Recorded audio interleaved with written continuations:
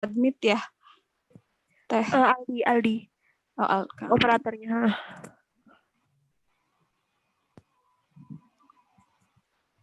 Saya bantu juga kok.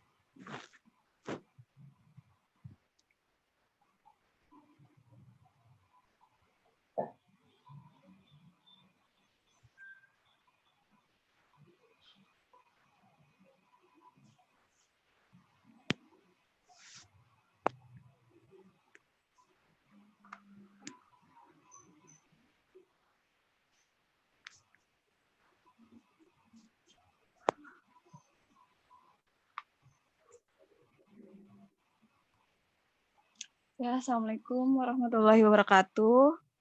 Teman-teman, sudah kayaknya.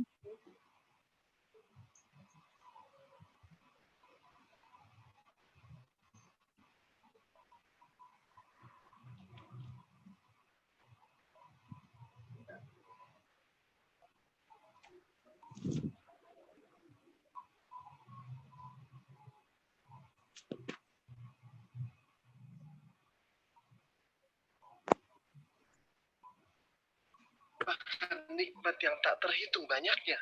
Segala hal terjadi atas izinnya dan pasti untuk kebaikan manusia. Virus ini lalu bermutasi menjadi harapan. Semangat hidup dalam kebaikan, mengejar keberkahan demi keberkahan, berbuah menjadi nurani kemanusiaan, kedermawanan, dan kerelawanan. Virus ini akan selalu menghancurkan segala bentuk kezaliman, kekikiran, ketidakpedulian, keserakahan, dan kesemena-menaan. Virus ini bernama optimis, menghapus pesimis, mencegah apatis, dan jangankan corona. Berbagai permasalahan dunia, insya Allah tuntas bersamanya. Ayo, hidupkan dan sebarkan. Kita hadirkan berbagai solusi kehidupan. Kita semangati Indonesia dan penjuru dunia. Insya Allah, kita kalahkan corona bersama-sama. Indonesia dermawan. Bersama lawan corona, sebar virus optimis.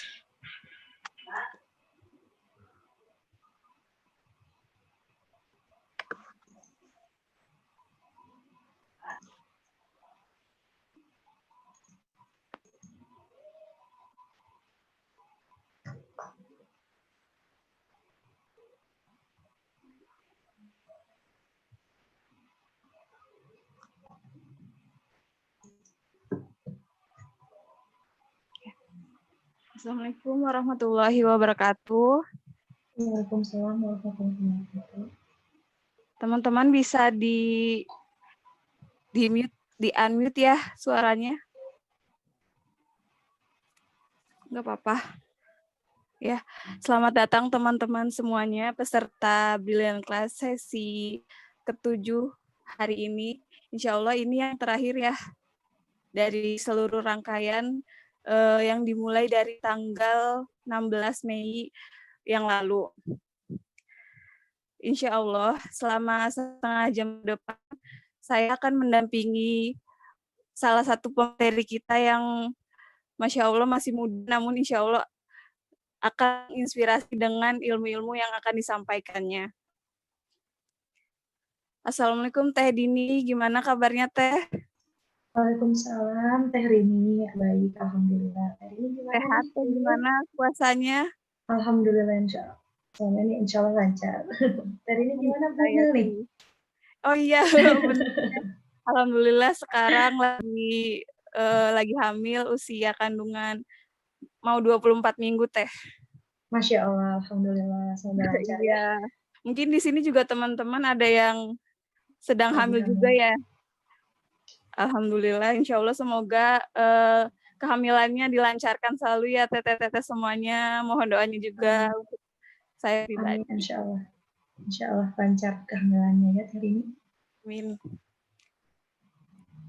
Oh ya baiklah Teh, karena udah memasuki pukul 9.34 ya. Kita akan mulai kegiatan pagi hari ini. Sebelumnya, perkenalkan dulu nama saya dengan Rini Purnamasari. Bisa dipanggil Teh Rini aja ya Teh, semuanya teman-teman. Oh ya, mohon maaf suara saya kedengeran nggak Teh? Alhamdulillah terdengar jelas Teh Rini. Ya, Alhamdulillah ya Teh. Jadi, program ini merupakan program Brilliant Class Bidan Berbagi ini merupakan program dari komunitas Bidan Berbagi, di mana kita saling berbagi di sini untuk para perempuan di seluruh Indonesia, terutama ibu, kemudian juga calon ibu, dan terutamanya juga untuk bidan. Baiklah teman-teman, sebelum kita mulai kegiatan hari ini, agar lebih berkah, agar lebih bermanfaat, marilah kita membuka dengan membaca basmalah bersama-sama. Bismillahirrahmanirrahim. Oh ya teman-teman, hari ini temanya itu tentang manfaat kurma ya. Sebenarnya udah pada familiar banget ya dengan buah ini, buah kurma. Apalagi di bulan Ramadan sangat-sangat identik gitu dengan buah kurma. Ya kan teman-teman ya, dimana kita disunahkan untuk berbuka maupun sahur dengan 7 butir kurma. Baik, seperti itu. Apalagi di tengah pandemik ini, kita sebagai ibu harus harus berdaya gitu, mempunyai bekal atau mempunyai ilmu untuk nutrisi apa sih yang harus kita masukkan ke dalam tubuh kita, apakah itu yang bermanfaat atau yang tidak, itu kan pilihan kita.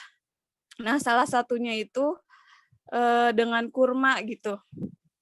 Nah, lebih lanjut lagi, kurma itu sangat bermanfaat untuk ibu hamil, bersalin, dan menyusui.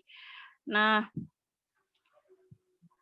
Teh Dini sebagai pemateri hari ini akan mengupas tuntas bagaimana manfaat kurma itu, manfaat kurma untuk ibu hamil, menyusui, dan melahirkan.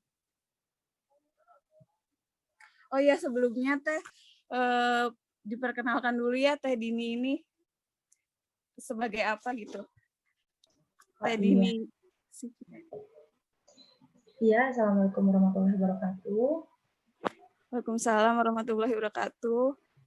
Sebelumnya, Alhamdulillah ya, kita semua dapat bertemu silaturahmi di acara Brilliant Class kali ini, tepatnya di sesi terakhir.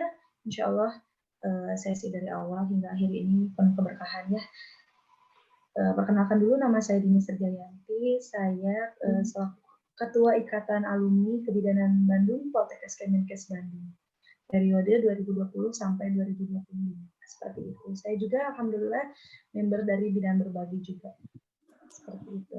Ya Teh, Masya Allah ya, hari ini pemateri kita masih muda ya Teh. Alumni dari... Jadi pemateri kita ini bernama Teh Dini Srijayanti AMDKEB. Betul.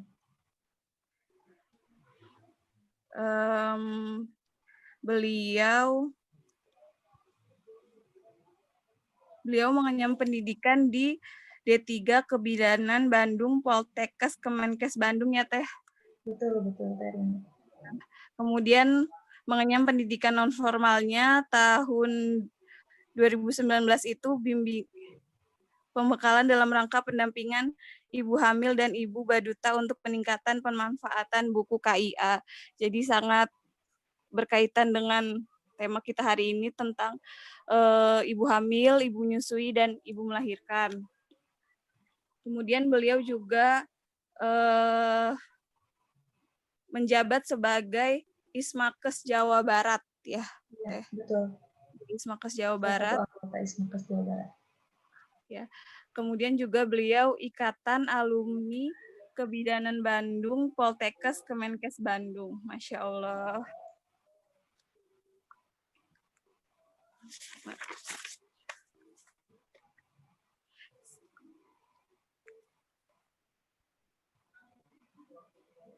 Oh ya, sebelumnya terima kasih juga kepada Teh Sally yang sebagai founder Bidan Berbagi yang telah memfasilitasi dan mendatangkan pemateri yang luar biasa dari tenaga kesehatan juga untuk kita saling berbagi di sini, memberikan manfaat yang lebih luas gitu untuk masyarakat dan juga para tenaga kesehatan, insya Allah.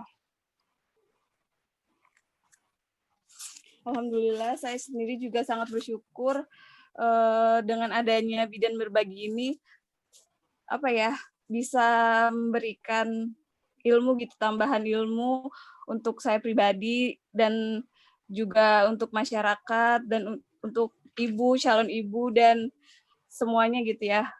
Katanya mengedukasi juga untuk para bidan agar lebih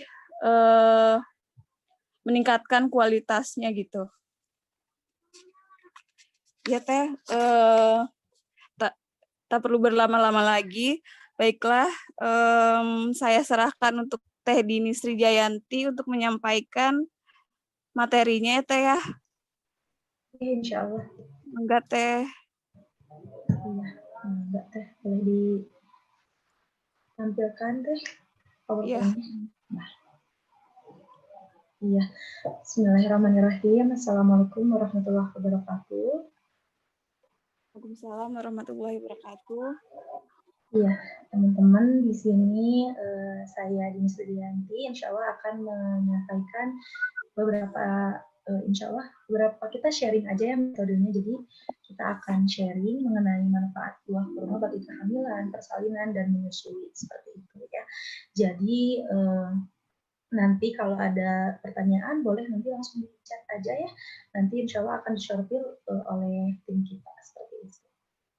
Mudah-mudahan ini bisa menambah ilmu baru, pengetahuan baru, dan juga bisa bermanfaat untuk ibu-ibu semua di sini, buat teman-teman juga di sini, khususnya kita perempuan kan ya, itu pasti akan mengalami kehamilan, persalinan, dan menyusui insya Allah. Ya, di next aja Teh. Nah, ini saya memberikan ilustrasi ya masa sebelumnya aja Teh, sebelumnya. Yang mana Teh? Ini. Yang gambar Teh, punten. Nah, ini ya ibu-ibu semuanya, teteh-teteh di sini pasti ingin mengalami masa-masa kehamilan, persalinan, dan menyusui dengan penuh kelancaran, penuh kesehatan, insya Allah ya pasti semua ingin menginginkan hal tersebut. Nah, di samping itu pastikan semua itu terjadi akibat dari adanya dukungan support dari orang-orang terdekat, utamanya dari suami ibu-ibu gitu ya. Jadi selain suami, ada keluarga, ada mertua seperti itu yang mendorong, yang mensupport selama masa-masa ini, sehingga ibu bisa merasa nyaman dan lancar kehamilan, persalinan, dan menyusuinya. Ya, next step. Di next step, bentar. Halo. Iya, Teh Rini. Nah, masa kehamilan, persalinan, serta menyusui seperti apa sih yang ibu-ibu harapkan sebetulnya? Pasti menurut saya dan pastinya menurut ibu-ibu semua di sini, pasti pengen semuanya itu berjalan dengan lancar, berjalan dengan sehat, berjalan dengan mulus rahayu kalau kata orang Sunda ya. Seperti itu kan ya. Di next aja Teh mungkin. Kita akan banyak pembahasan nanti di tengah. Ya, next aja.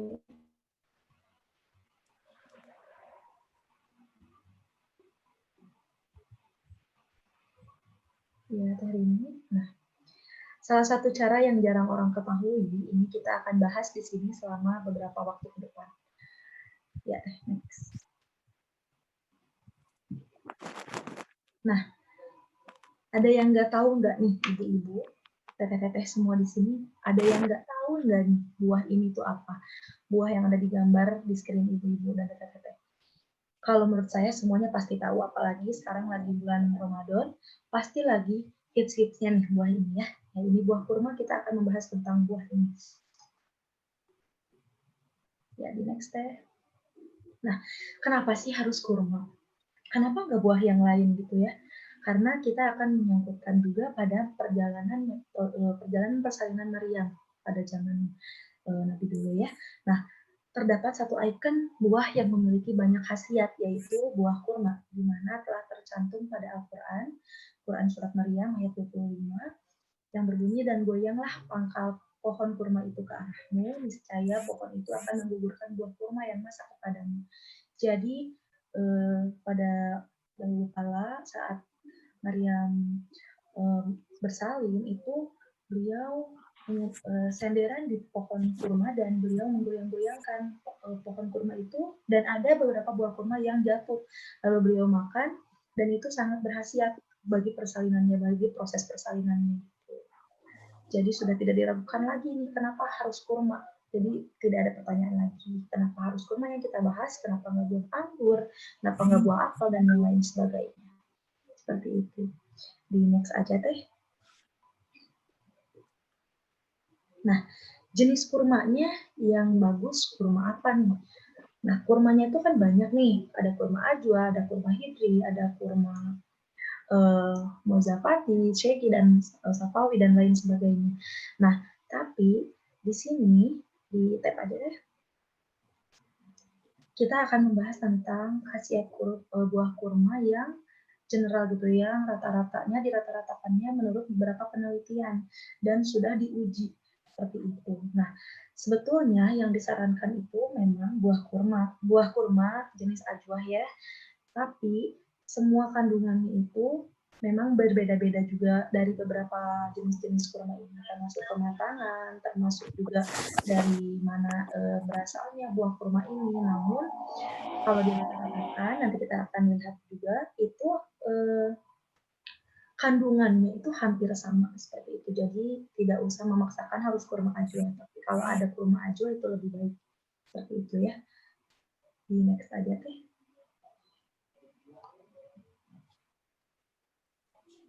Dari ini punten di next aja. Udah teh.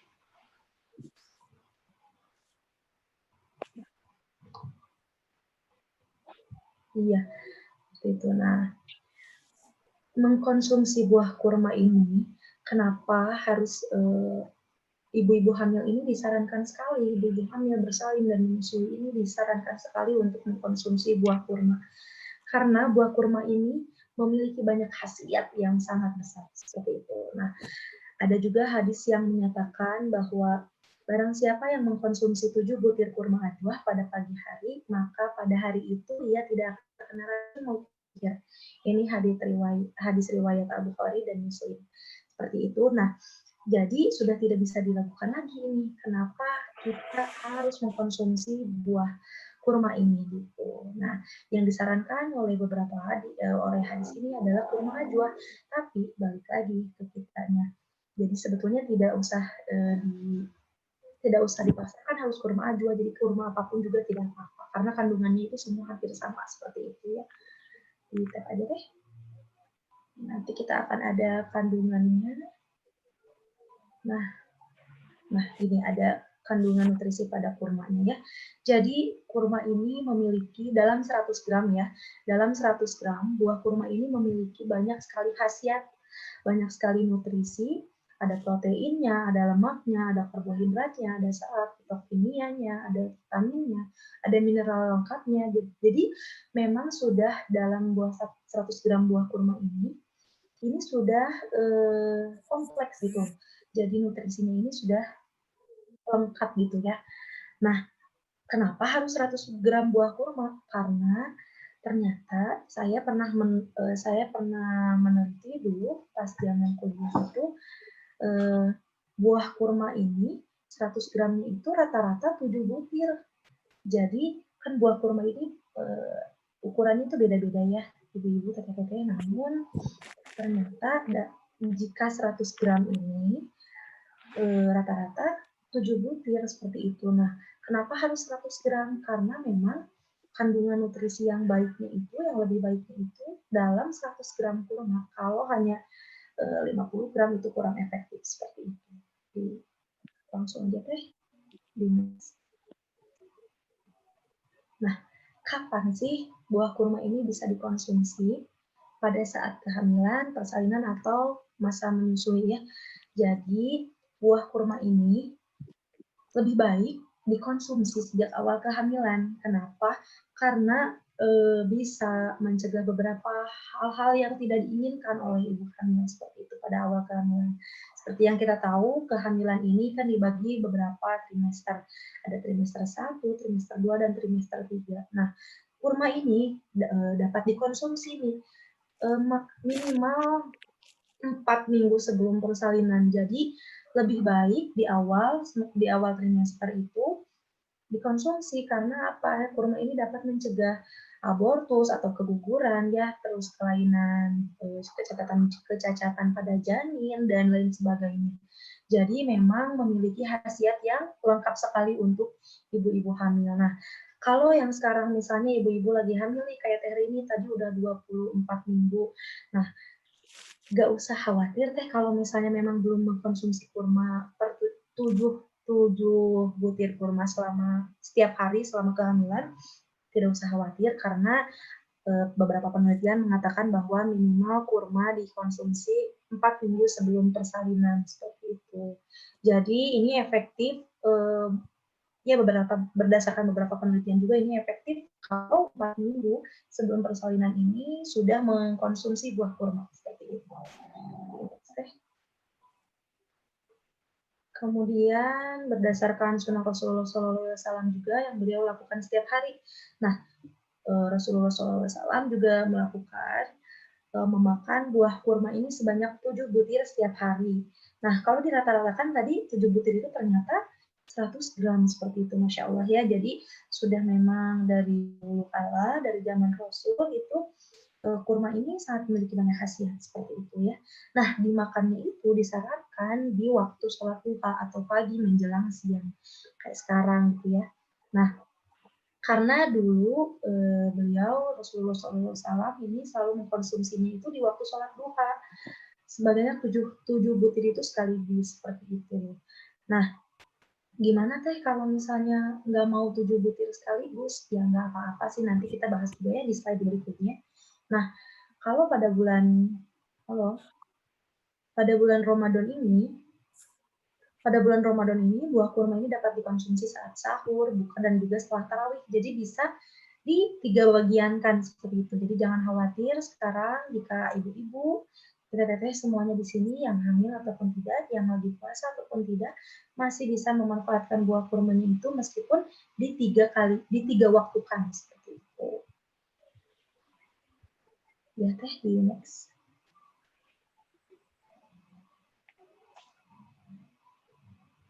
Nah, bagaimana sih cara makannya gitu ya? Kita berpatokannya pada sunnah Rasulullah SAW, yang mana langsung kalau Rasulullah SAW ini langsung memakannya itu sebanyak 7 butir kurma sehari sekali waktu makan. Kenapa harus beliau memakannya ini?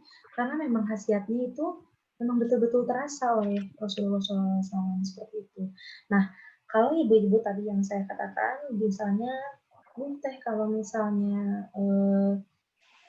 kalau misalnya saya memakannya langsung 7, itu bisa kemanisan. Saya orangnya nggak suka terlalu manis. Saya orangnya pengennya yang tidak sekaligus gitu. Nggak apa-apa, bisa juga dimakan sebanyak 3 kali waktu makan. Jadi dibagi oleh 3 waktu. Misalnya nih, kalau disarankan sama Rasulullah SAW kan di jam waktu buka nih.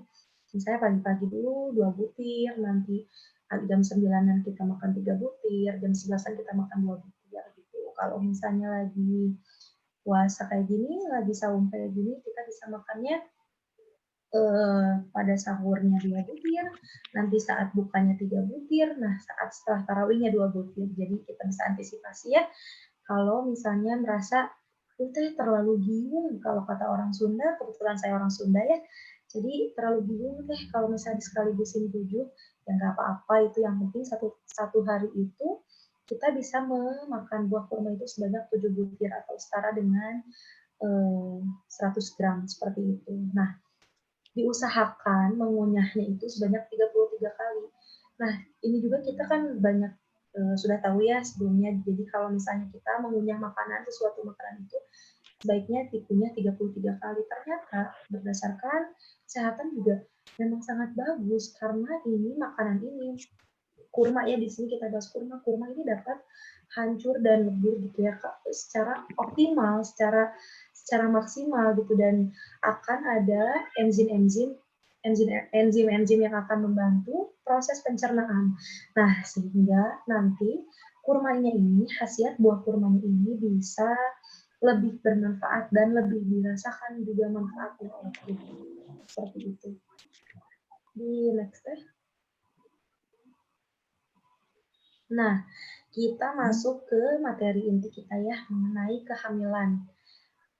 Betapa pentingnya sih nutrisi selama kehamilan ya. Kemarin kita sudah membahas nutrisi selama kehamilan itu yang baik seperti apa dengan Ibu Dia ya. Kebetulan Ibu salah satu dosen favorit saya, Ibu Karina juga. Kemarin kita sudah bahas di Brilliant Class yang kemarin. Nah, jadi sudah disampaikan ya betapa pentingnya nutrisi selama kehamilan. Kenapa? Karena nutrisi ini acuan utama selama kehamilan ibu-ibu, seluruh wanita yang sedang hamil ini, nutrisinya nih yang harus kita utamakan. Kenapa? Karena kalau kekurangan nutrisi itu akan menyebabkan beberapa komplikasi selama kehamilan seperti itu. Salah satunya ini ada anemia. Anemia dalam kehamilan. Anemia itu kekurangan hemoglobin atau sel darah merah dalam tubuh kita seperti itu. Jadi anemia ini kenapa sih saya cantumkan salah satu komplikasinya adalah anemia? Karena ini masih menjadi angka yang cukup tinggi di Indonesia dan menyebabkan angka kematian ibu di Indonesia karena anemia dalam kehamilan seperti itu. Nah, anemia dalam kehamilan ini sendiri bisa disebabkan oleh beberapa faktor. Salah satunya adalah defisiensi zat besi atau kekurangan zat besi seperti itu ya, atau kekurangan Fe. Nah, makanya kenapa setiap ibu hamil kalau datang ke bidan, kalau datang ke dokter kandungan selalu diberikan tablet Fe atau tablet penambah darah. Karena berdasarkan data, berdasarkan riset di Indonesia ini, anemia ini cukup tinggi. Dan anemia ini teman-teman bisa menimbulkan beberapa komplikasi lainnya dalam kehamilan, apalagi seperti bisa menyebabkan abortus atau keguguran, kemudian pertumbuhan janinnya terhambat atau IUGR, seperti itu ya. Kemudian bisa beberapa hal lainnya menjadi ibu kelelahan, lemah, letih, lesu, seperti itu ya. Nah, kita bisa antisipasi ini semua sebetulnya. Tapi ada juga yang memang tidak mau mengkonsumsi tablet tambah darah. Kenapa? Alasannya adalah ada yang alasannya mual, ada yang alasannya malas, ada juga dikit aja, ada juga yang mual, malas. Sebetulnya ini semua bisa kita antisipasi seperti itu. Nah, yang paling penting adalah dirasa nggak penting gitu loh.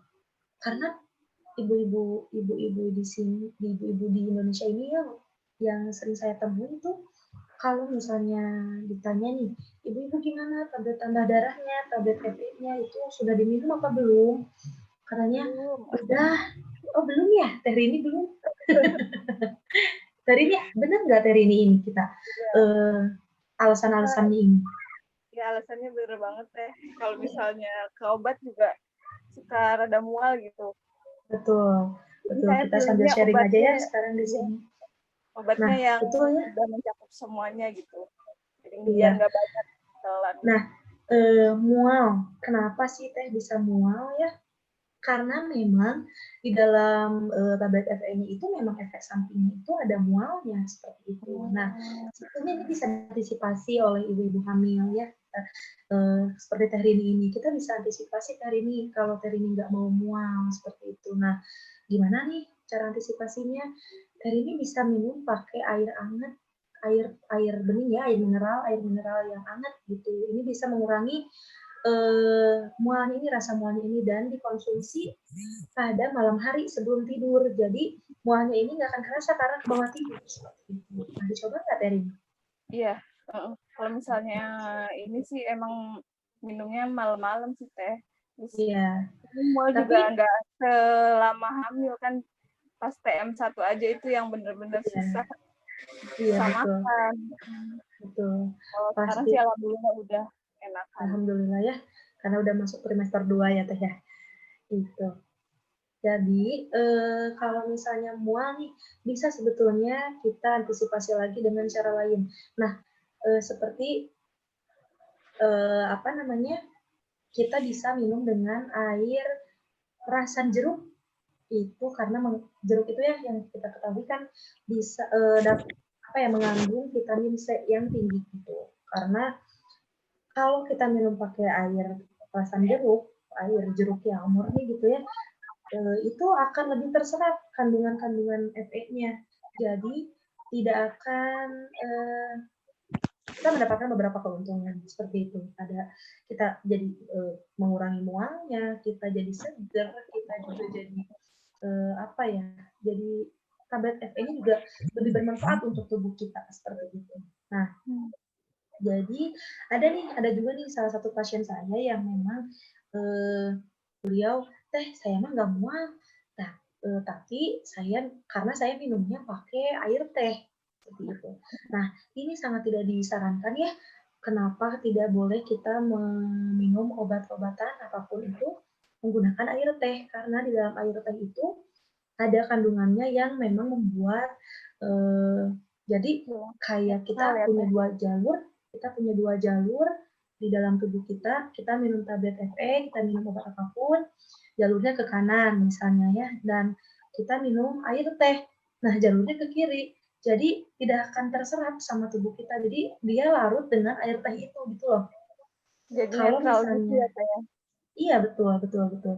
Jadi kalau misalnya kita mengkonsumsi obat-obatan atau khususnya tablet FE, ini kita disarankan untuk menggunakan air mineral biasa atau air perasan jeruk seperti itu, karena dapat mengikat kandungan-kandungan yang ada di dalamnya lebih maksimal seperti itu. Nah, ini males dirasa nggak penting dan sering lupa. Ini yang ibu-ibu rasakan, keluhkan gitu ya, meskipun saya juga belum pernah hamil ya. Cuman melihat dari pasien-pasien itu memang betul-betul apa ya, jadi ini gitu loh, alasannya tuh ini, realnya tuh ini, kenapa males?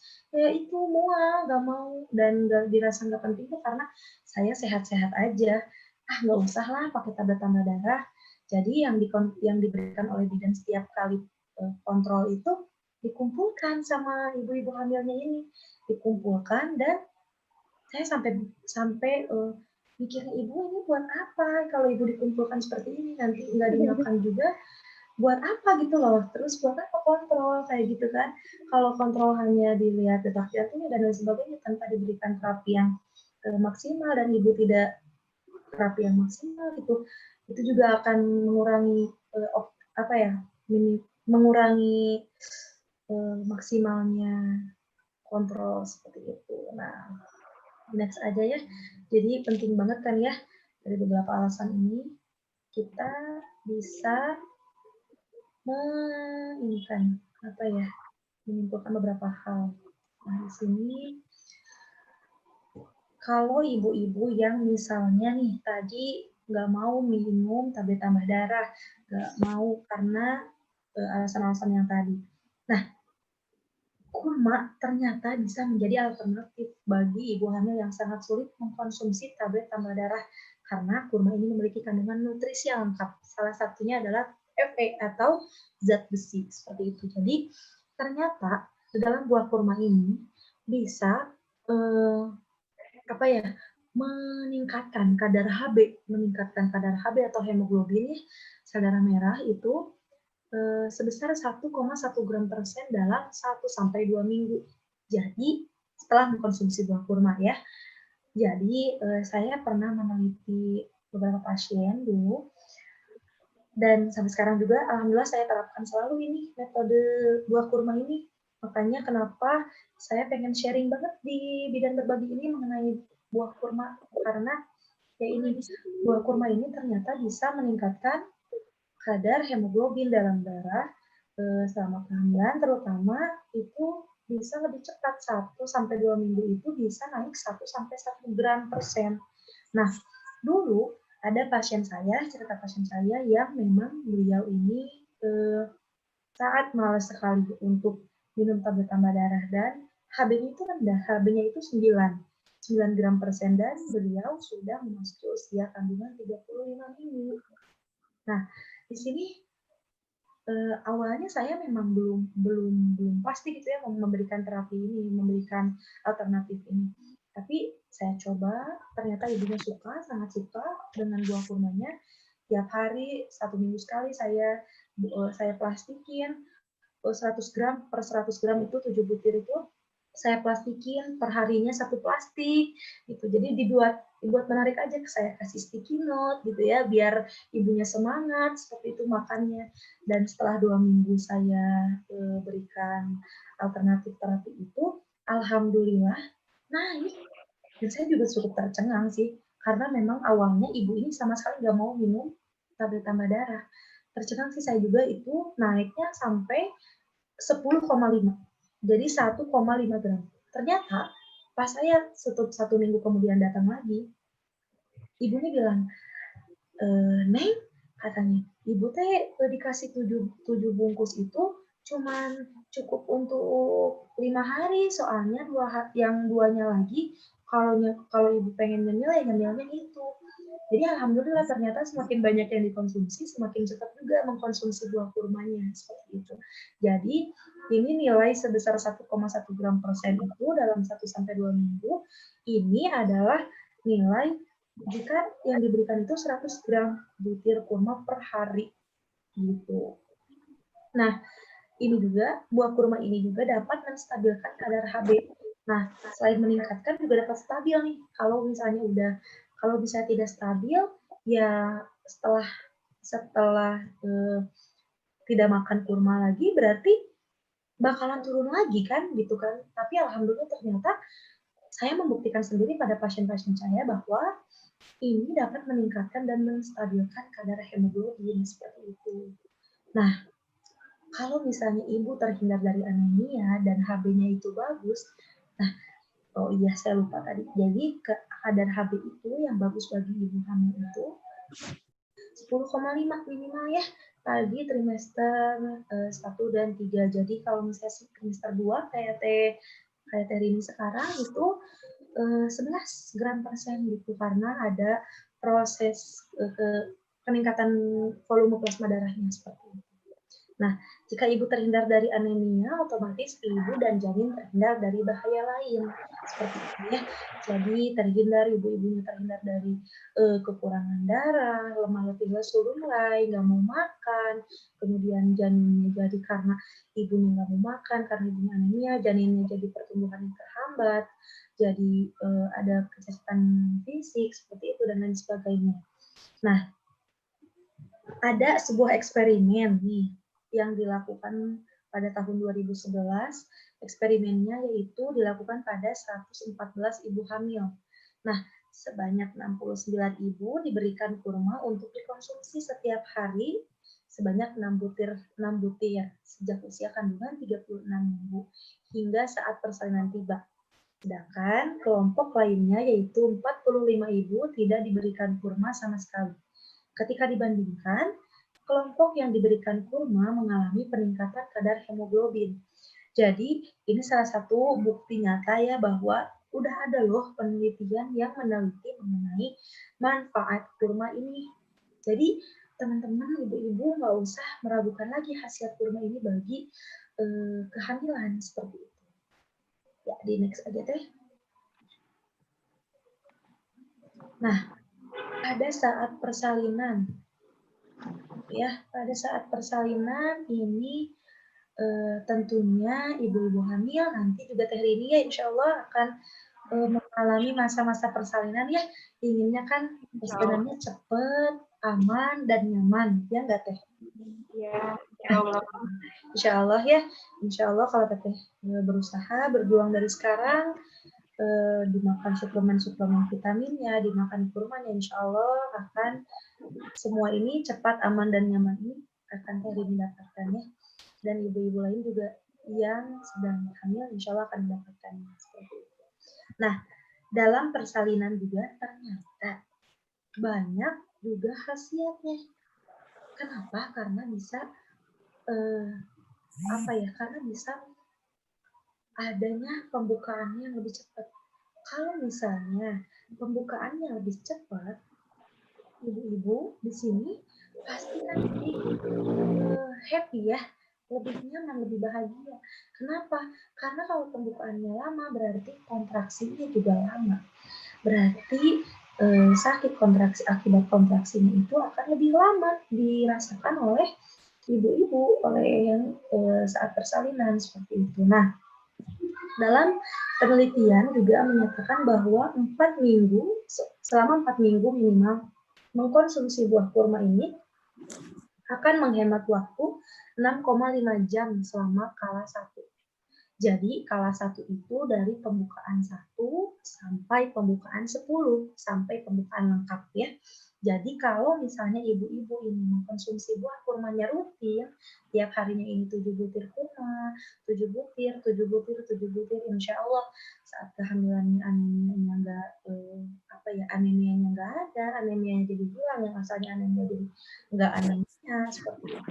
Kemudian bayinya juga sehat, bayinya juga sejahtera di dalamnya, plasentanya juga bagus, atau ari-arinya juga bagus, seperti itu. Kadar oksigennya, suplemen oksigennya juga bagus, karena memang dari ibunya juga bagus, seperti itu. Kondisi ibunya juga bagus, seperti itu ya. Nah, ini kenapa bisa menghemat waktu 6,5 jam selama kala 1. Jadi, misalnya nih, kita ilustrasikan kala 1-nya itu selama 15 jam. Ya. 15 jam berarti hemat waktu 6,5 jam, berarti cuma 8,5 jam ya, kira-kira seperti itu. Nah, ini akan menguntungkan kan ya untuk ibu juga, untuk janin. Janin juga akan lebih cepat keluar, akan lebih cepat lahir, seperti itu. Dan ibu juga akan lebih menguntungkan, karena memang itu waktu durasi kontraksinya semakin sedikit, seperti itu. Nah, kontraksi yang dirasakan ibu lebih cepat berakhir ini karena kurma menyuplai oksitosin yang dapat mempercepat kontraksi. Jadi, di dalam buah kurma ini juga selain ada tablet Fe, mineral, kemudian vitamin lengkap, kemudian dan lain sebagainya, karbohidrat, protein dan lain sebagainya, itu terdapat juga kadar oksitosin. Oksitosin ini satu hormon yang memang ada sebetulnya di dalam tubuh kita, tapi akan lebih maksimal adanya jika kita memakan buah kurma ini, seperti itu. Nah, kadar oksitosin ini biasanya kalau misalnya teteh-teteh, ibu-ibu ini pas saat yang persalinan sebelum-sebelumnya ini suka disuntikan oksitosin saat MAK3 atau manajemen KWA3 ya, saat mau setelah bayi lahir gitu ya, itu karena untuk merangsang kontraksi seperti itu. Dan ternyata buah kurma ini memiliki kadar oksitosin yang alami. Jadi ibu-ibu ini bisa lebih mempercepat kontraksinya seperti itu. Ya, di next deh. Nah, ini juga ada mengurangi angka kejadian ketuban pecah dini. Jadi pada satu kejadian juga masih dengan pasien yang sama yang tadi saya ceritakan bahwa pasien tersebut itu mengalami anemia dan jadi gini, pasien tersebut merupakan ibu dengan kehamilan yang kedua. Nah, kehamilan yang pertamanya itu jaraknya tidak terlalu jauh dengan kehamilan yang sekarang, yang kedua ini. Nah, tidak terlalu jauhnya memang 1,5 tahun umur anak pertamanya dan sudah mengandung lagi seperti itu. Mengandung pada saat saya memberikan asuhan itu mengandung 35 minggu itu dan beliau itu sangat ketakutan karena pada saat anak pertamanya itu beliau mengalami ketuban pecah dini sehingga dan tidak ada kontraksi, udah menganemia dari dulu ya itu teh, udah menganemia, ada ketuban pecah dini dan tidak ada kontraksi, lalu beliau dirujuk ke rumah sakit dan seperti yang kita tahu lah ya, rumah sakit itu menjadi salah satu yang menyeramkan gitu ya untuk ibu-ibu hamil ini. Jadi kalau mendengar rumah sakit itu, aduh saya takut, aduh gimana takut gini. Tapi dan ini yang pasien saya alami. Beliau takut terjadi lagi ketuban pecah dini dan takut bayinya nggak langsung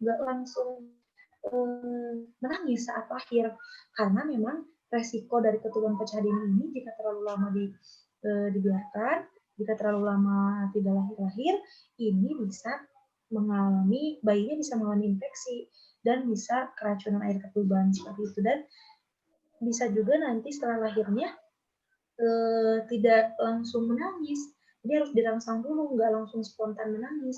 Nah ini yang menjadi salah satu ketakutan dari klien saya yang terdahulu seperti itu. Nah alhamdulillah pada kehamilan yang kedua ini setelah ibunya rajin mengkonsumsi buah kurma, kehamilan yang kedua ini anemianya tidak ada, kemudian ketuban pecah dininya alhamdulillah tidak, kemudian beliau itu dulu itu jam 4 datang ke klinik itu jam 4 datang, pembukaan 4, jam setengah 7 sudah lahir. Berarti alhamdulillah sangat menguntungkan bagi ibu dan tidak ada robekan jalan lahir itu. Jadi tapi salah satunya juga ada juga yang mengalami robekan jalan lahir seperti itu. Cuman kebetulan pasien saya yang ini itu tidak mengalami robekan jalan lahir, sedangkan itu yang menjadi salah satu ketakutan ibu-ibu yang mau melahirkan normal seperti itu kan ya. Nah, kenapa bisa menghindari ketuban pecah dini? Karena kurma dapat mempertebal selaput ketuban seperti itu. Nah, kalau misalnya tadi ya kita sambungkan lagi dengan kadar oksitosinnya, ini akan dapat mengurangi resiko retensio plasenta atau plasentanya itu belum lahir 30 menit setelah bayi lahir. Jadi kalau misalnya kalau misalnya bayi itu kan lahir nih, udah lahir, potong tali pusatnya dan lain sebagainya, itu kan harus segera lahir ya. Plasentanya itu makanya ada yang namanya manajemen aktif skala 3, yang mana itu kita suntikan 10 international unit oksitosin, kadar oksitosin itu untuk mempercepat, untuk merangsang kontraksi. Jadi bahaya banget kalau misalnya setelah bayi lahir kontraksinya tiba-tiba melempem, nggak ada kontraksinya, itu akan sangat itu akan sangat tidak menguntungkan gitu loh bagi ibu, karena itu akan bisa beresiko mengalami retensio plasenta seperti itu. Nah, retensio plasenta ini akan sangat berbahaya karena jika ibu ini akan mengakibatkan hal-hal lain setelah plasenta lahir seperti itu, seperti perdarahan. Nah, ternyata khasiat buah kurma ini sendiri dapat mengurangi resiko retensio plasenta sehingga ibu bisa lahir bayinya normal, lahir plasentanya cepat, aman, lancar seperti itu. Nah, dan memang ini terbukti sekali plasentanya itu keluar dengan tanpa sisa saat pasien saya yang tadi seperti itu. Nah, kemudian terdapat juga hormon potusin. Nah, ini yang akan mengecilkan pembuluh darah dalam rahim sehingga akan mengurangi resiko perdarahan dan dapat mengecilkan rahim usai persalinan. Jadi ibu-ibu mungkin di sini yang sudah melahirkan, mungkin ya ada yang sudah melahirkan, ibu-ibu teteh-teteh, kenapa setelah bayi lahir, setelah plasenta lahir, itu selalu di masase perutnya, kadang ada yang nggak nyaman, ibu, saya nggak mau di masase, itu sakit gitu kan, kadang nggak nyaman, ada yang nggak nyaman, ada yang kurang nyaman seperti itu. Nah, ternyata itu khasiatnya masase itu untuk mengecilkan kembali rahim usai persalinan. Ini deh, saya ilustrasikan ada sebuah balon. Balonnya itu belum ditiup. Pas ditiup, itu kan mengembang, ya, itu kan mengembang. Setelah ditiup, mengembang, dan pada saat pecah, balonnya ini akan kembali seperti semula. Langsung kan ya, itu kalau balon. Kita ilustrasikan di rahim. Rahim itu awalnya kecil banget. Rahim itu awalnya kecil. Kemudian kita hamil, diisi oleh bayi dan plasenta, air ketuban, segala macam. Otomatis rahimnya itu akan membesar. Rahimnya akan membesar, kemudian saat persalinan, bayinya keluar, plasentanya keluar, air ketubannya keluar. Rahim harus kembali seperti semula. Dengan cara, ya itu, nanti sebetulnya bisa kembali lagi seperti semula, namun kita rangsang dengan cara masase seperti itu. Dan ternyata salah satu yang bisa membantu selain masase juga ternyata buah kurma. Nah, buah kurma ini mengandung hormon potusin itu yang bisa merangsang untuk mengecilkan rahim supaya tidak terjadi atonia uteri. Jadi atonia uteri itu adalah tidak adanya sama sekali tidak ada kontraksi setelah melahirkan. Jadi bisa terjadi perdarahan kalau misalnya tidak ada kontraksi sama sekali setelah melahirkan. Seperti itu, ya. Di next deh. Nah, kurma matang kaya akan kandungan kalsium dan besi penting dalam proses pembentukan air susu ibu. Jadi saat kehamilan, saat persalinan, ini penting sekali kurma kurma ini memiliki banyak khasiatnya gitu ya. Salah satunya yaitu membantu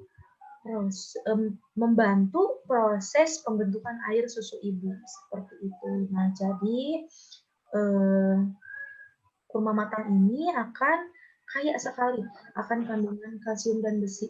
Kenapa teh nggak kurma yang muda? Kenapa teh nggak kurma yang lain? Nah, menurut beberapa penelitian itu bahwa kurma yang matang itu nutrisinya lebih kompleks daripada kurma-kurma yang belum terlalu matang seperti itu.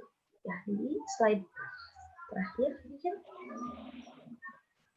Nah, ini masa nifas dan menyusui. Masa nifas dan menyusuinya itu jadi setelah masa kehamilan, setelah masa persalinan juga dianjurkan untuk tetap mengkonsumsi buah kurma karena ini juga berpengaruh, sangat berpengaruh untuk proses masa nifas dan menyusui. Nah, kenapa? Ini kita akan bahas tentang beberapa manfaatnya selama masa nifas dan menyusui. Ini kadar HB-nya itu stabil, jadi tidak anemia. Nah, ada juga yang memang setelah saat persalinan, saat kehamilan dia tidak anemia, sehingga dia nggak makan yang lain, nggak makan tablet FE, nggak makan kurma dan lain sebagainya. Nah, setelah persalinan ada komplikasi perdarahan, kehilangan banyak darah, kehilangan banyak cairan, sehingga anemia. Jadi anemia. Nah, makanya buah kurma ini juga dianjurkan dikonsumsi pada saat masa nifas dan menyusui karena dapat menstabilkan kadar HB. Jadi pada beberapa pasien pada beberapa klien saya juga dapat beberapa kadar HB-nya itu stabil. Jadi dari setelah persalinan itu misalnya 11 nih ya, 11 gram %. Nah, karena terus mengkonsumsi naik jadi 12. Dari 12 itu jangan khawatir jadi takut kebanyakan sel darah merahnya takut gini-gini jadi enggak anemia, jadi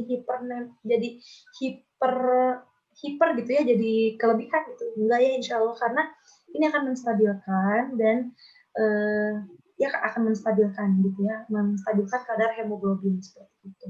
Nah, kemudian tidak terjadi perdarahan pasca persalinan. Nah, karena ini tadi kita tidak atonia uteri, tidak karena kontraksinya bagus, karena tidak anemia, jadi tidak akan terjadi perdarahan pasca persalinan. Nah, jangan dikira ibu-ibu, teteh-teteh di sini yang persalinan setelah beberapa saat setelah persalinan, kalau 4-nya dia tidak ada perdarahan, bisa jadi 2 hari, 3 hari, bahkan beberapa hari setelah persalinan itu akan mengalami perdarahan pasca persalinan seperti itu. Jadi diharapkan ibu-ibu ini dapat melakukan mengkonsumsi buah kurma secara rutin setiap harinya seperti itu ya. Nah, ini juga ibu akan lebih sehat. Ibu akan lebih sehat, ibu akan lebih bugar, ibu akan lebih kuat, optimal seperti itu. Dan bahkan kalau misalnya pada saat persalinannya itu ada robekan jalan lahir dan ibu dihekting dan ibu dijahit jalan lahirnya, ini akan lebih mempercepat untuk penyembuhan lukanya. Jadi sangat bermanfaat sekali, memang tidak diragukan lagi seperti itu. Di next ada lagi berapa mungkin? Nah, kurma mampu menambah kualitas ASI. Jadi selain ASI ini kan sebetulnya sudah sangat berkualitas ya, dan jika ibu-ibu ini di sini, ibu-ibu teteh-teteh di sini makannya bagus, sayurannya bagus, proteinnya bagus, segalanya bagus, dikasih suplemen juga, dan menyusuinya juga intens, menyusuinya secara eksklusif, secara langsung, ini akan menambah kualitas ASI. Ditambah juga dengan buah kurma. Buah kurma ini dapat menambah kualitas ASI juga. Seperti itu. Jadi, buah kurma ini banyak sekali manfaatnya untuk kehamilan, persalinan, dan menyusui. Kualitas dan kuantitas ASI ya di sini. Jadi, jangan takut ibu-ibu ASINya sedikit, jangan takut ibu-ibu ASINya jadi takut.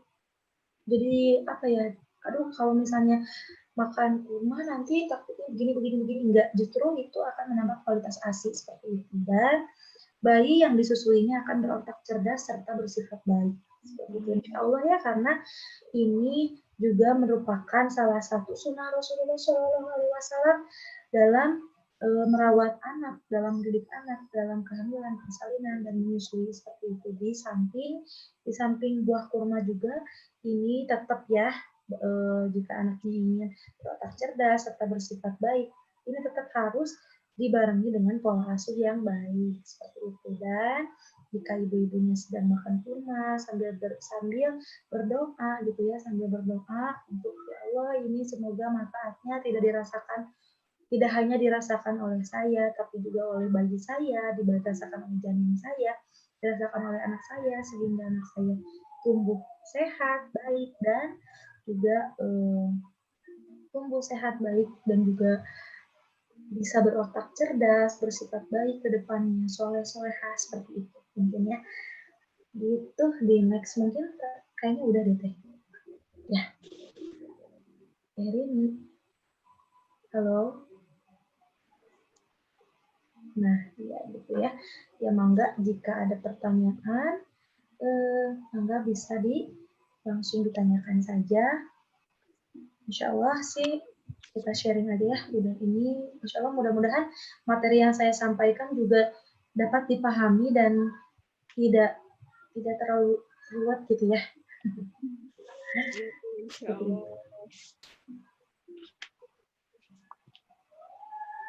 Terini, Ya. Saya kembalikan ke Terini Teh. Ya, alhamdulillah. Terima kasih ya Kak Dini. Ya, sama-sama. Ilmunya. Teteh punten kayaknya suaranya kecil. Sebentar Teh. Ya, Teh Dini. Ya. Ya Teh Dini, terima kasih ya materinya, Masya Allah sekali. Sangat kompleks.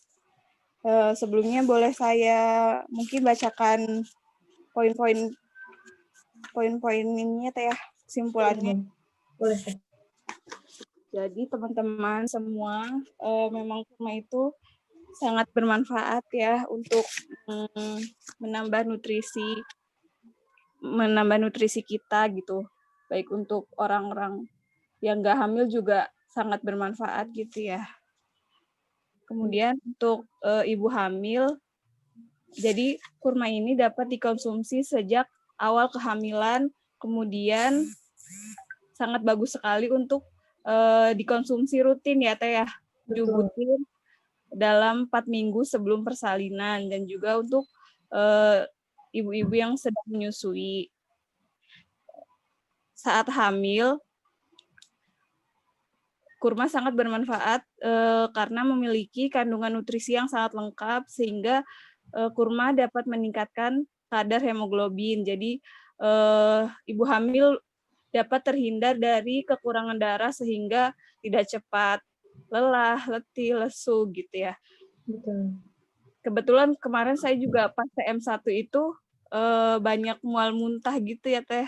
Yeah. Jadi emang suka lemas gitu. Jadi kalau misalnya habis mual muntah itu saya konsumsinya kurma sama madu juga gitu. Masya Allah. Ya, jadi walaupun makannya nggak langsung 7 butir karena memang sangat manis gitu. Kalau orang Sunda bilangnya giung ya Teh ya. Iya. Dia sangat manis gitu. Jadi saya paling kurmanya itu di jus, kadang di jus, nggak dimakan langsung kayak gitu. Persalinan, manfaatnya kurma sendiri bisa membuat persalinan lebih cepat, aman, dan nyaman insya Allah. Jadi kurma bisa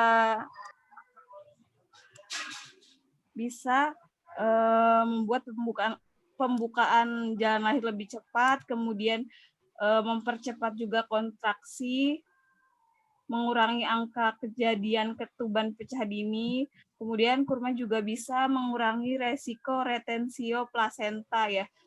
Plasentanya lahir 30 menit setelah bayi lahir gitu ya. Kemudian kurma juga bisa membantu mengecilkan rahim usai persalinan. Jadi rahimnya nggak kendor gitu ya Teh istilahnya. Kalau rahimnya jadi kayak kembali ke seperti semula gitu. Betul. Bukan karena dia mempunyai hormon Pitocin. Betul. Kurma juga bisa membantu proses pembentukan ASI dan ini menggunakan kurma yang matang gitu. Lalu untuk ibu menyusui dan ibu nifas bisa menstabilkan kadar HB. Jadi ibu nifas dan ibu menyusui tidak mengalami anemia. Kemudian tidak terjadi perdarahan pasca persalinan, membuat ibu lebih sehat, optimal, dan kuat, sehingga menambah juga kualitas ASI yang sudah baik menjadi lebih berkualitas gitu. Kemudian karena kurma juga anjuran Rasulullah SAW, insya Allah nanti bayi yang dilahirkan, kalau misalnya ibunya makan nutrisi yang baik dan juga ikhtiarkan untuk makan kurma, juga insya Allah bayinya akan berotak cerdas dan bersifat baik, insya Allah. Amin. Ya teman-teman, mungkin ada yang mau ditanyakan, bisa di drop di ini ya, bisa di drop langsung di grupnya. Masya Allah ya, Teh ini Ya. ternyata alhamdulillah juga bisa sharing juga ya tadi. Jadi selain bisa dikonsumsi secara langsung juga bisa di jus ya Teh ya, enak juga kan Teh ya? Iya. Iya, jadi Wah. Sebenarnya kalau misalnya kurma gini Teh, kalau kurmanya nggak dikonsumsi langsung, misalnya ditambahin ke makanan lain gitu, ke buah atau di jus kayak gitu, sebenarnya mengurangi ini nggak sih Teh? Mengurangi khasiatnya gitu. kandungan nutrisinya nggak sih Teh? Enggak juga sih Teh. Jadi kalau misalnya dikonsumsi secara langsung kan mungkin. Halo? Ya Teh, kedengeran nggak Teh? Ya. Ya Teh. Ya, halo Teh. Ya, jadi kalau misalnya dikonsumsinya tidak secara langsung mungkin ya Teh ya. Dikonsumsinya tidak secara langsung, insya Allah tidak akan mengurangi Teh. Karena kan tetap aja yang dikonsumsinya itu sebanyak 7 butir juga gitu ya, dan dalam kurmanya. Jadi kurmanya itu tidak larut gitu loh Teh. Kalau misalnya dikasih air juga tidak apa-apa sih Teh sebetulnya kalau di jus seperti itu. Kayak nggak ada pengurangan kandungan, insya Allah seperti itu. Iya, siap Teh.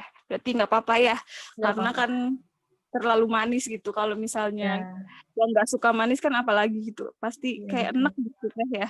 Iya, nggak apa-apa Teh. Jadi kayak sama aja kita kayak tablet FE tadi. Kalau misalnya tablet FE-nya nggak mau karena apa namanya? Karena karena mual, karena segala macam, bisa diantisipasi dengan minumnya pakai air perasan jeruk seperti itu. Jadi sama aja sih Teh. Iya. Iya Teh, mungkin ini ada beberapa pertanyaannya dari teman-teman. Halo? Ya. Halo. Halo. Ya, Teh, boleh dibacakan aja. Dari Teh Toyibatus Syaudah. Assalamualaikum Kak, saya kan sedang menyusui. Kalau saya puasa mempengaruhi kualitas ASI tidak? Itu ya? Iya. Jadi kalau puasa, gimana Teh? Saya kan sedang menyusui, kalau saya puasa mempengaruhi kualitas ASI enggak? Gitu. Oh gitu. Ya, waalaikumsalam ya Teh Toyibatus. Siapa nama Teh tadi? Toyibatus Syaudah. Ya, alhamdulillah ya. Sepertinya Teteh ini mengikuti dari awal ya. Alhamdulillah, Masya Allah. Jadi, insya Allah, kalau misalnya, kemarin kan kita juga sudah bahas dengan Syekh juga ya, kalau misalnya ibu menyusui sedang puasa, akan mempengaruhi nggak kualitas ASI, seperti itu. Nah, ini sih sebetulnya bisa diantisipasi. Ingin kualitasnya tetap sama, kalau kita bisa dengan cara makannya juga pada saat sahur, buka, kemudian sebelum terawih. Jadi selain dari puasa itu, makannya juga tetap berkualitas, makannya juga tetap bergizi, sehingga kualitas ASI-nya pun tidak berkurang seperti itu. Nah, jadi bisa diantisipasi dengan cara seperti itu, karena kan puasa itu kan tidak 24 jam. Nah, sisa dari tidak puasanya itu pada saat pada saat sahur, pada saat juga berbuka, pada saat juga sebelum sahur itu bisa ngemil, bisa makan juga. Jadi insya Allah tidak akan mempengaruhi kualitas ASI seperti itu. Tidak ada hambatan. Ya. Apakah terjawab Teh kiranya? Iya Teh, halo. Ya, Gimana Teh? Thaibatu Syaudah. Insya Allah menjawab ya. Nggak apa-apa ya, puasa insya Allah tidak mempengaruhi kualitas ASI. Kemudian selanjutnya pertanyaan dari Teh Inayah. Izin bertanya Teh, saya Inayah dari Malang. Apakah ada kontraindikasi Masya dari Allah. terapi ini? Misalnya pada ibu hamil dengan diabetes saat kehamilan. Kemudian apa boleh dikonsumsi dengan olahan lain, misalnya susu kurma tadi yang udah disampaikan? Apakah Gimana ada teh? kontradiksi dari terapi ini apabila Kontraindikasi ya, punya diabetes gitu? yang punya diabetes. Oke. Jadi ada juga ya, mungkin bagus sekali. Terima kasih Teh. Pertanyaannya bagus sekali. Jadi ada juga ibu hamil yang memiliki bawaan ya diabetes dalam kehamilan seperti itu ya, gestasional. Nah, ini berpengaruh nggak Teh? Ada pengaruhnya nggak Teh? Bisa menaikkan apa namanya kadar glukosanya nggak? Glukosa dalam darahnya nggak Teh? Takutnya nanti malah jadi melambung, mungkin seperti itu ya pertanyaannya. Nah, ini balik lagi nih teteh-teteh, ibu-ibu juga, ini balik lagi berapa kadar glukosa dalam darahnya, berapa dulu. Kemudian ini harus dikonsultasikan dulu ke dokter seperti itu, apakah bisa atau tidak seperti itu. Tapi kalau misalnya menurut saya ini juga dikonsumsi oleh ayah saya yang kemudian ayah saya juga mengalami diabetes.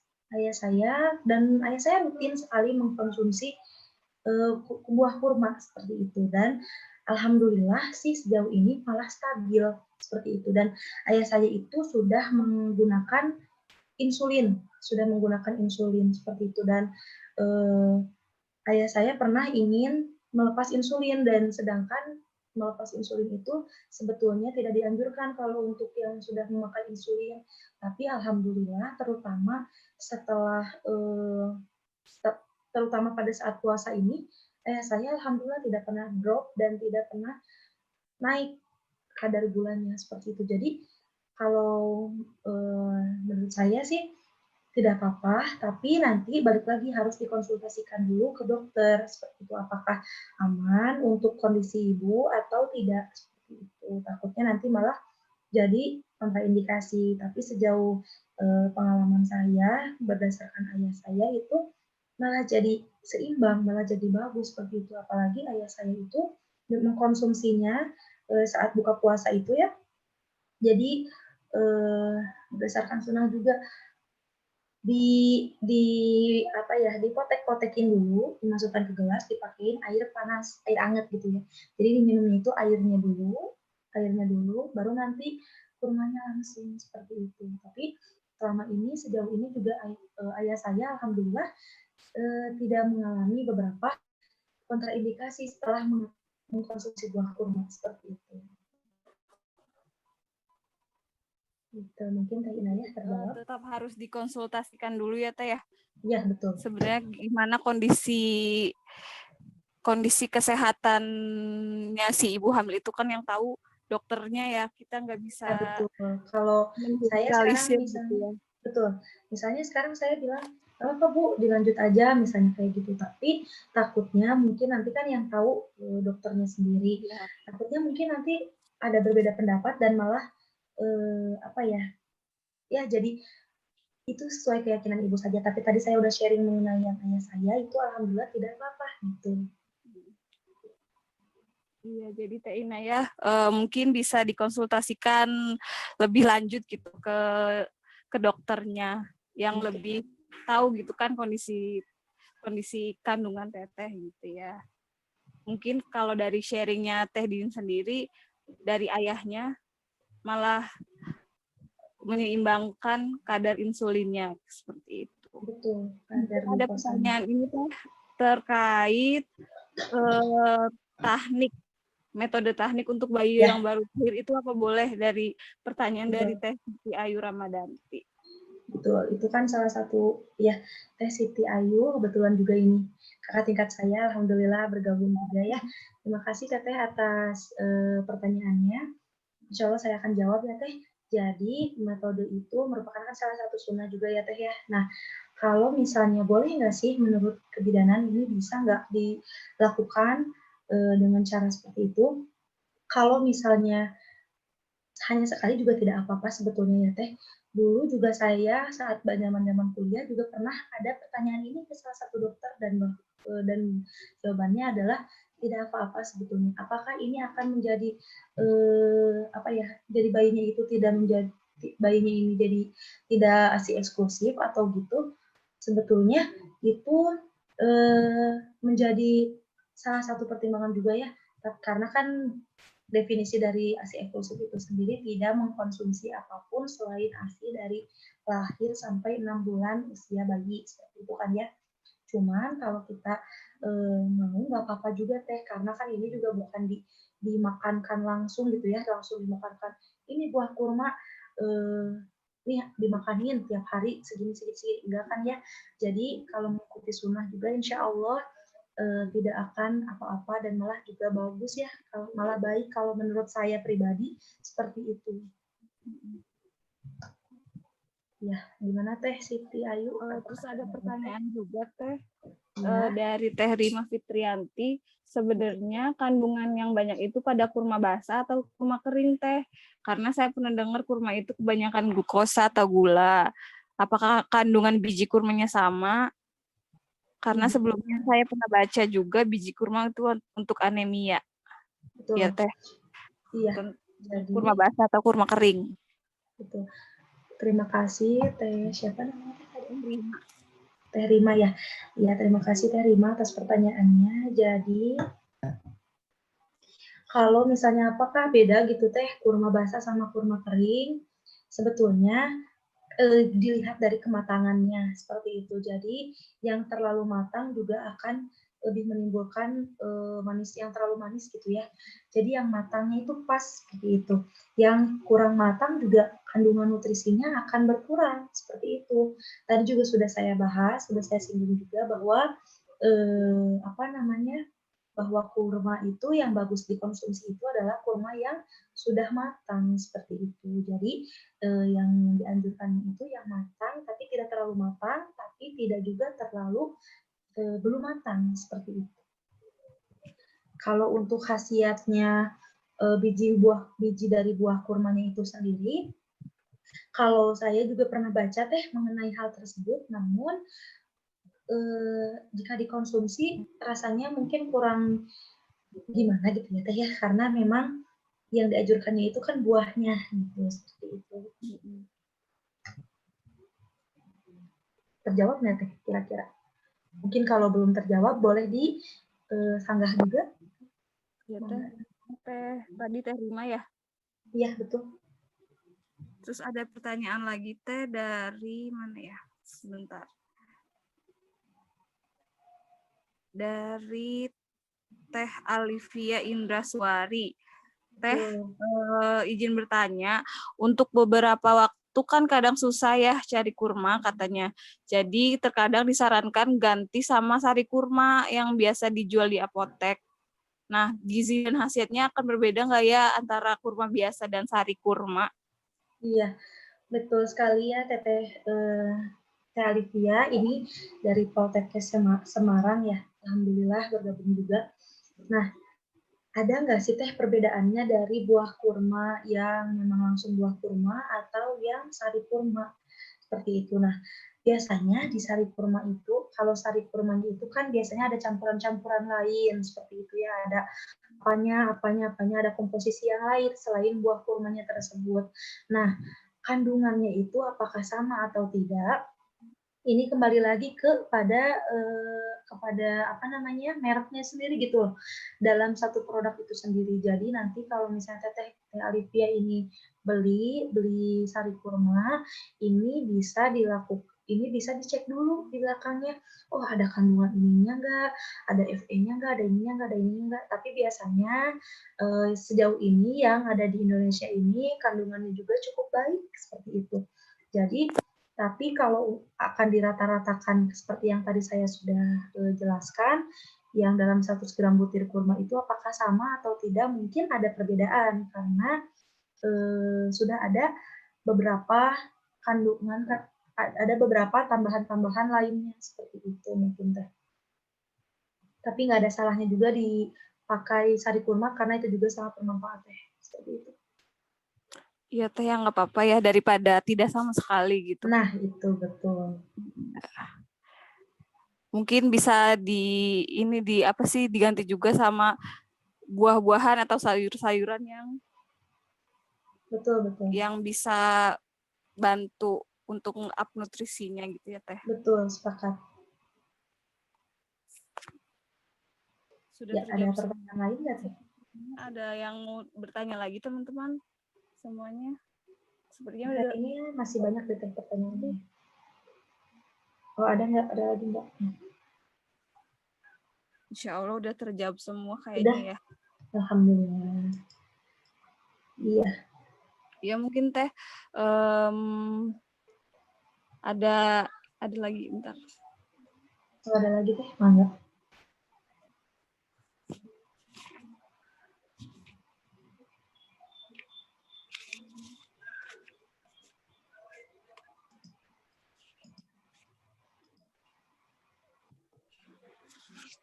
Mungkin dari Teh Dini ada ini teh closing statement.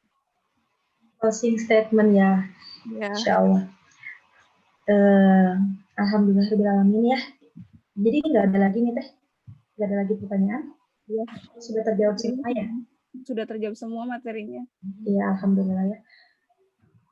Saya mengucapkan banyak terima kasih untuk semua rekan-rekan, teteh-teteh, ibu-ibu yang sudah bergabung dalam acara Brilian Kelas ini dari sesi awal, sesi sampai sesi ke-7 ini, dan nanti jangan lupa ada sesi ke-8 ya dari Ibu Siti Rafika. Nah, ibu yang cerdas itu akan berusaha semaksimal mungkin, dan ibu yang cerdas akan menghasilkan generasi yang cerdas pula, seperti itu. Jadi ibu-ibu di sini terima kasih sekali atas atas waktunya, atas partisipasinya, dan juga atas doa-doanya untuk kita semua di Bidan Berbagi, dan juga kemudian di Ikatan Alumni Kebidanan Poltekkes Kemenkes Bandung, jurusan Kebidanan Bandung. Saya ucapkan terima kasih sekali, terutama untuk Teh Seli, Teh Rini, Teh Amalia yang sekarang sudah sedang menjadi tim di live streaming sekarang, di Zoom sekarang, materi sekarang. Seperti itu, mudah-mudahan materi yang saya sampaikan dapat menambah ilmu baru, dapat menambah wawasan baru, dan juga dapat bermanfaat. Nah, ini boleh sekali di-share ke saudara-saudaranya, ke teman-temannya yang mungkin lagi hamil dan juga lagi menyusui seperti itu. Dan Teh boleh ada tambahan juga nggak? Ya, ini ada tambahan juga ya. Jadi kurma ini juga tidak hanya berpengaruh bagi ibu hamil, bersalin dan menyusui, tapi juga untuk wanita subur, wanita usia subur. Jadi kalau kita juga kan sudah dianjurkan ya, remaja-remaja wanita usia subur ini dianjurkan untuk mengkonsumsi tablet tambah darah satu kali satu hari, ya kan Teh. Nah, dan ini juga bisa menjadi salah satu alternatif juga untuk kita selaku generasi muda, adik-adik kita, saudara-saudara kita untuk mengkonsumsi buah kurma ini, seperti itu. Jadi banyak sekali manfaatnya untuk kita, khususnya perempuan dan calon ibu, seperti itu ya. Jadi insya Allah calon ibu yang cerdas, calon ibu yang solehah akan melahirkan generasi yang cerdas dan solehah. Amin. Gitu mungkin Teh.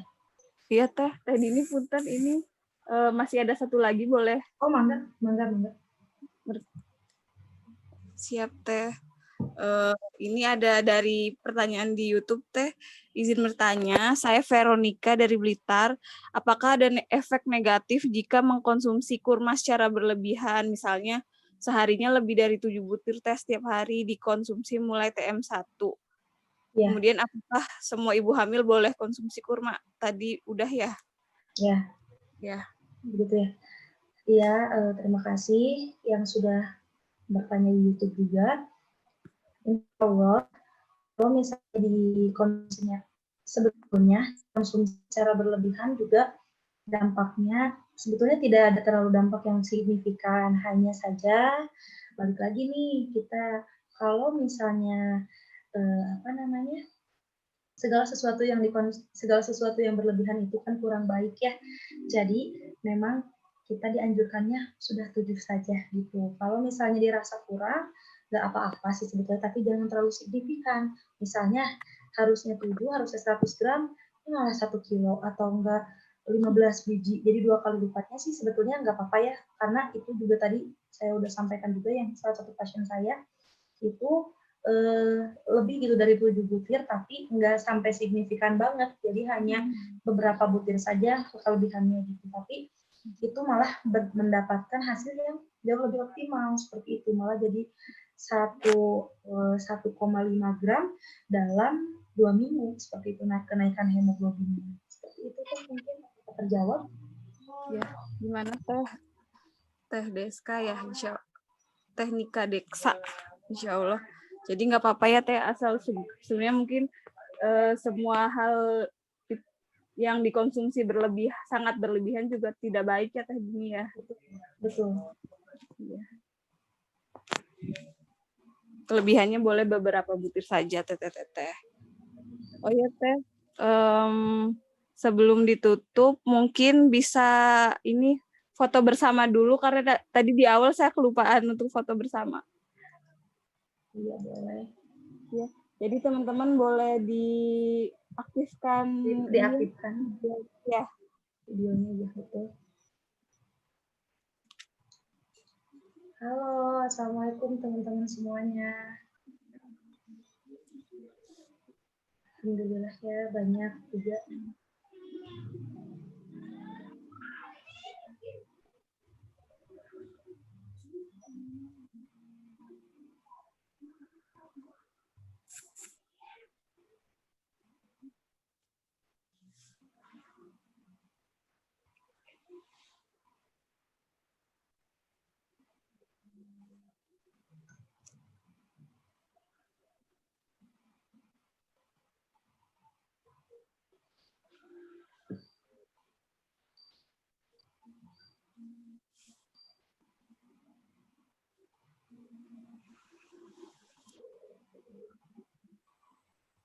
Ya, Teh, semuanya teman-teman boleh diaktifkan.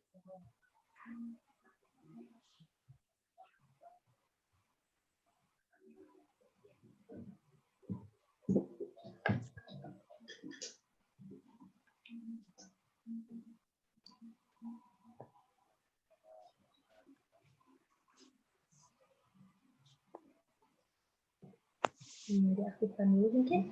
Teh Rini juga aktifin Teh biar kelihatan cantiknya. Udah belum ya?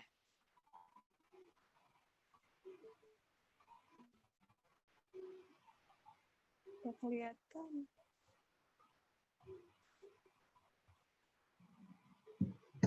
Belum semua ya? Ada Teh Hanifah. Kenapa Teh? Oh enggak, ini ada teman.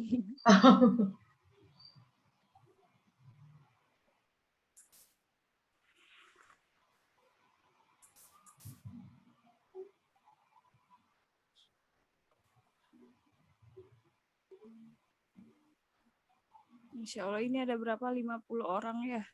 Iya, alhamdulillah saya. 52 orang ya.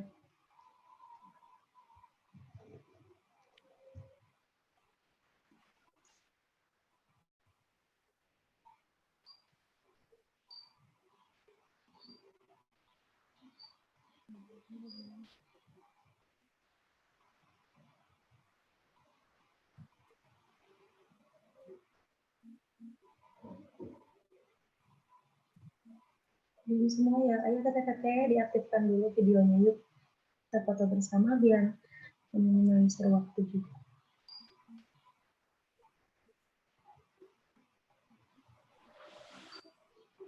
Nanti fotonya 3 sesi ya Teh. Karena ini ada 3 slide ya. Oh iya, betul. Masih belum ada Ini malu-malu.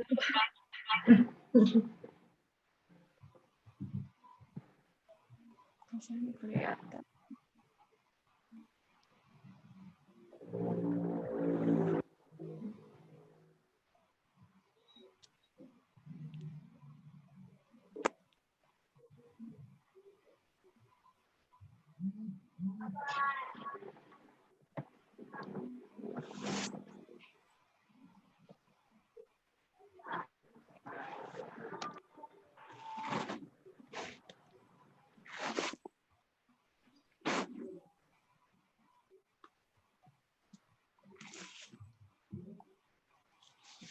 Yuk, teteh yuk.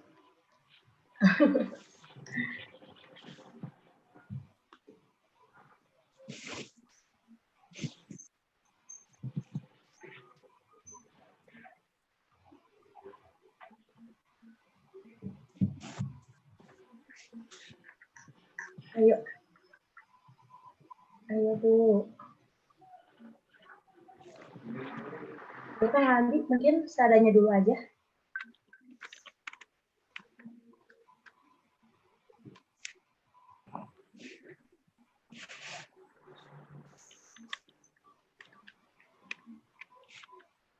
Teh Rini.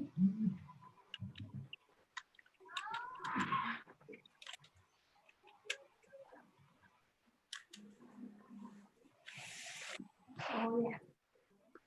Ya Ya udah Teh ya.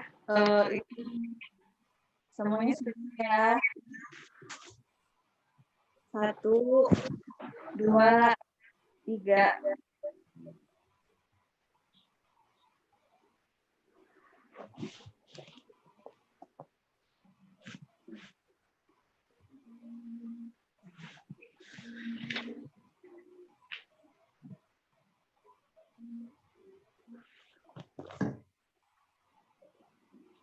Satu, 2 kali lagi ya.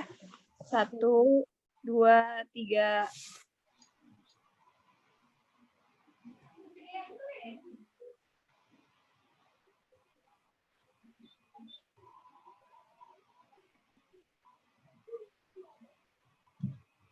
Satu lagi ya.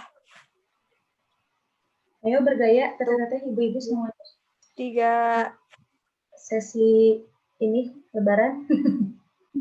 Ya mangga. Mangga, ayo kita bareng-bareng. Oh, foto saya kelihatannya Teh. Betul, suasana lebaran. 1, 2, 3. Oke. Udah Kang Aldi?